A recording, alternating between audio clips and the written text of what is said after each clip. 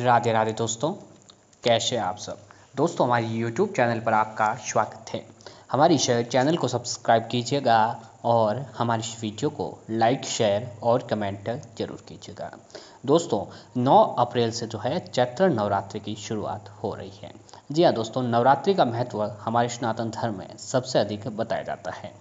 साल भर में कुल 4 नवरात्रि का पर्व मनाया जाता है। उसमें एक शारदीय नवरात्रि, दूसरा चैत्र नवरात्रि और 2 नवरात्रि जो है दोस्तों गुप्त जो है रखे जाते हैं। हर नवरात्रि का अपना एक अलग और एक खास महत्व भी बताया जाता है।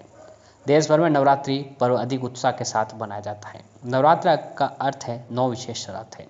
इन 9 रातों में देवी शक्ति और 9 रूपों की विशेष पूजा आराधना करने का भी विधान है। हर साल चैत्र महीने के शुक्ल पक्ष की प्रतिपदा तिथि से लेकर नवमी तक चैत्र नवरात्रि का त्यौहार जो है दोस्तों मनाया जाता है। नवरात्र में जगत जननी आदि शक्ति माँ दुर्गा के 9 रूपों की पूजा आराधना की जाती है और साथ ही शुभ फलों की प्राप्ति के लिए व्रत भी रखा जाता है। दोस्तों, इन दिनों में जो है माँ दुर्गा के 9 रूपों की अलग अलग पूजा आराधना करके जो है उनका आशीर्वाद जो है हम सभी लोगों को पाना चाहिए, क्योंकि दोस्तों हमारे कुल देवी कुल देवताओं की कृपा से ही जो हम हमारे जीवन में आगे बढ़ते हैं या फिर हमारे जीवन में बढ़ोतरी होती है, घर में सुख समृद्धि होती है। सनातन धर्म में चैत्र नवरात्रि का अधिक महत्वपूर्ण माना गया है। पंचांग के अनुसार चैत्र माह के शुक्ल पक्ष की प्रतिपदा तिथि यानी 9 अप्रैल से चैत्र नवरात्रि शुरू होंगे और 17 अप्रैल को समापन होगा। ऐसे में 9 अप्रैल को घट स्थापना कर माँ दुर्गा की विशेष पूजा आराधना जो है दोस्तों आप लोग कर सकते हैं। अब दोस्तों, नवरात्रि पर कई सारे उपाय, यात्राएं और साधनाएं करते हैं ताकि घर में सुख समृद्धि हो। नवरात्रि के 9 दिनों तक माँ दुर्गा के 9 रूपों की पूजा और व्रत किया जाता है। इस दौरान माँ दुर्गा को प्रश्न करने के लिए लोग भजन कीर्तन करते हैं और हिंदू मान्यताओं के अनुसार नवरात्र के दौरान माँ दुर्गा की विशेष पूजा करने से साधक को सुख समृद्धि की भी प्राप्ति होती है, साथ ही माँ दुर्गा का जो है दोस्तों आशीर्वाद प्राप्त होता है। तो इसीलिए जो है दोस्तों नवरात्रि के शुभ अवसर पर जो है माता रानी को कई तरह के फूल चढ़ाए जाते हैं। विशेष रूप से जो है माता रानी को लाल गुड़हल का फूल समी के पत्ते के साथ चढ़ाना चाहिए, जिससे जो है दोस्तों घर में सुख समृद्धि और धन दौलत की जो है प्राप्ति होती है।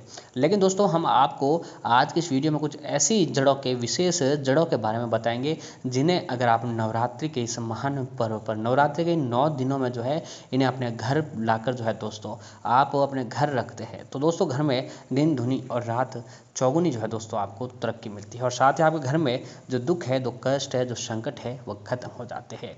जी हाँ दोस्तों, ज्योतिष शास्त्र के अनुसार व्यक्ति की तरक्की, स्वास्थ्य, आर्थिक स्थिति से लेकर पारिवारिक मामलों में अच्छा या फिर बुरा असर पड़ता है। माना जाता है कि अगर किसी जातक की कुंडली में ग्रह दोष है तो कई समस्याओं का सामना करना पड़ता है।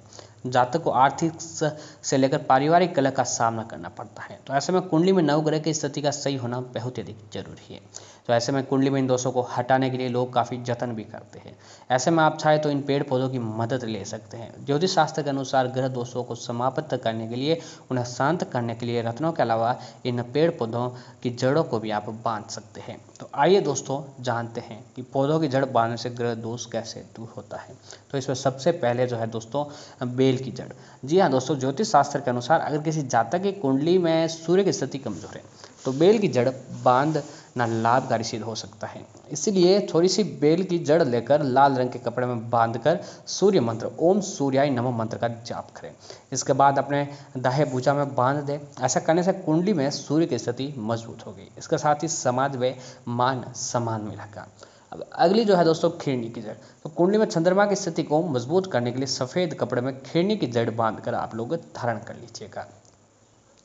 इससे क्या होता है कि दोस्तों कुंडली में चंद्रमा की स्थिति मजबूत होती है। वहीं केले की जड़ की अगर बात की जाए तो अगर कुंडली में ग्रह दोष है तो आप नवरात्रि के गुरुवार के दिन जो है केले की जड़ लाकर उसे पीले रंग के कपड़े में बांधकर अपनी दाहिनी भुजा में बांध दें। ऐसा करने से घर में सुख समृद्धि की प्राप्ति होती है। खैर की जड़ की अगर बात की जाए तो मंगल ग्रह दोष से निजात पाने के लिए खैर की जड़ बांधना काफ़ी लाभकारी सिद्ध हो सकता है। मंगलवार के दिन खैर की थोड़ी सी जड़ लेकर लाल रंग के कपड़े में धारण कर लें। ऐसा करने से घर में सुख शांति रहने के साथ साथ धन धान्य की भी बढ़ोतरी होती है।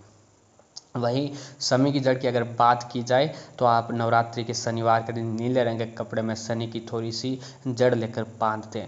ऐसा करने से शनि दोषों से निजात मिल जाता है। इसके साथ ही शनिदेव प्रसन्न होकर घर में सुख समृद्धि का आशीर्वाद जो है दोस्तों आपको देते हैं। अब अगली जो है दोस्तों गुल्लर की जड़। जी हाँ, कुंडली में सुख सौभाग्य के कारक शुक्र ग्रह की स्थिति को मजबूत करने के लिए गुल्लर की थोड़ी सी जड़ लेकर सफ़ेद रंग के कपड़े में बांध दें।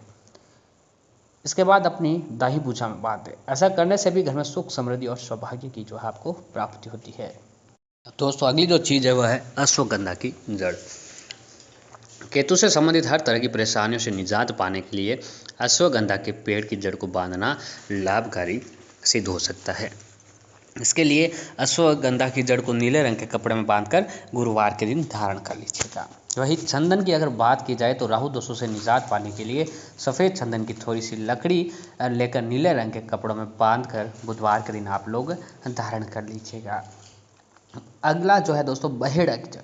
वहीं बात अगर बहेड़ा की जड़ की जाए तो पुष्य नक्षत्र में बहेड़ा वृक्ष की जड़ तथा उसका एक पत्ता लाकर पैसे रखने वाले स्थान पर रखते हैं। इस प्रयोग से घर में कभी भी दरिद्रता नहीं आएगी।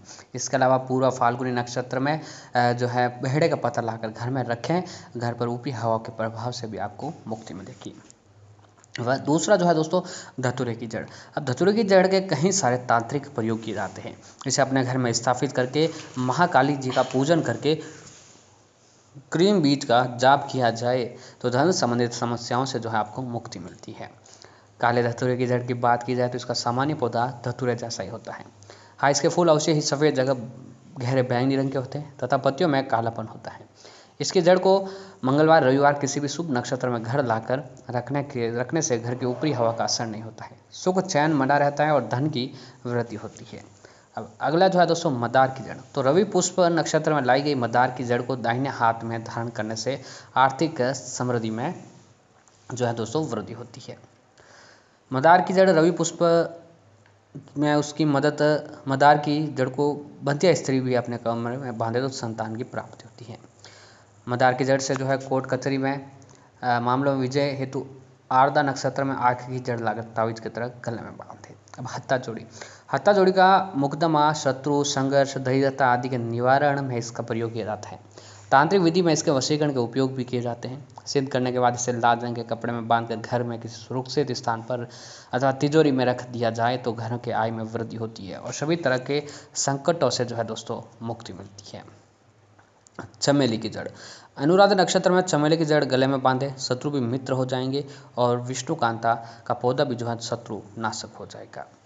शंख पुष्प की जड़ अगर रवि पुष्य नक्षत्र में लाकर इसे चांदी के डिब्बी में रख दे तो घर की तिजोरी में रख दें। यह धन समृद्धिदायक है। जी हाँ, इससे क्या होता है कि दोस्तों घर में धन की बढ़ोतरी होती है। तो दोस्तों इन जड़ों को अगर आप नवरात्रि के इस महान पर्व पर लाकर आप बांधते हैं तो दोस्तों घर में सुख समृद्धि आती है। घर में दिन दूनी और रात चौगुनी जो आपको तरक्की देखने को मिलती है।